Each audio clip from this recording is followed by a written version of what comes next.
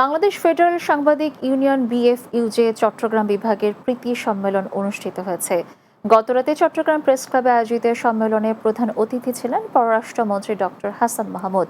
বিএফইউজের সভাপতি ওমর ফারুকের সভাপতিত্বে ও যুগ্ম মহাসচিব মহসিন কাজীর সঞ্চালনায় উপস্থিত ছিলেন অর্থ প্রতিমন্ত্রী ওয়াসিকা আয়েশা খান, শ্রম ও কর্মসংস্থান প্রতিমন্ত্রী নজরুল ইসলাম চৌধুরী, প্রধানমন্ত্রীর সাবেক তথ্য উপদেষ্টা ইকবাল সোবাহান চৌধুরী, সিএমপি কমিশনার সাইফুল ইসলাম, বিএফইউজের সাবেক সভাপতি মঞ্জুরুল আহসান বুলবুল, বিএফইউজের মহাসচিব দীপ আজাদ, সিডিএ চেয়ারম্যান মোহাম্মদ ইউনুস, ঢাকা সাংবাদিক ইউনিয়নের সভাপতি সোহেল হায়দার চৌধুরী ও বিএফইউজের সাবেক সহসভাপতি রিয়াজ হায়দার চৌধুরী সহ অন্যরা।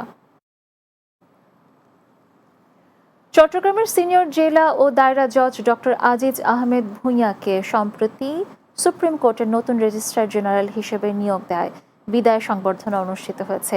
পাবলিক প্রসিকিউটর কার্যালয় জেলা জজ সম্মেলন কক্ষে এই সংবর্ধনা দেওয়া হয়।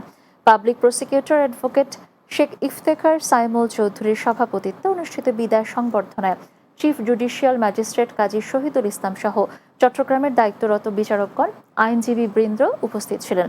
এ সময় বক্তারা জানান, দক্ষতার সহিত আইনের ন্যায় বিচার প্রতিষ্ঠায় বিনয়ের সাথে বিচার কার্য পরিচালনা করার মধ্য দিয়ে ডক্টর আজিজ আহমেদ ভূঁইয়া চট্টগ্রামের বিচার প্রার্থী ও আইনজীবীদের কাছে সম্মানীয় হয়ে থাকবেন।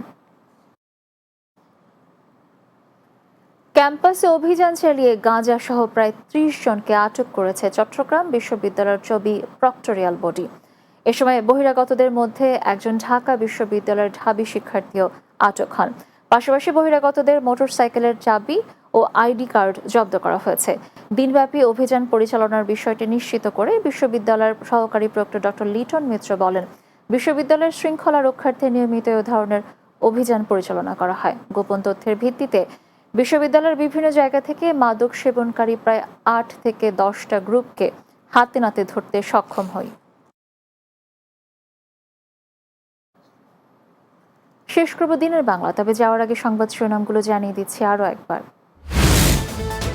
লেখাপড়া বাদ দিয়ে কোটা বিরোধী আন্দোলনের কোনো যৌক্তিকতা নেই বললেন প্রধানমন্ত্রী। শিক্ষার্থীদের অযথা সময় নষ্ট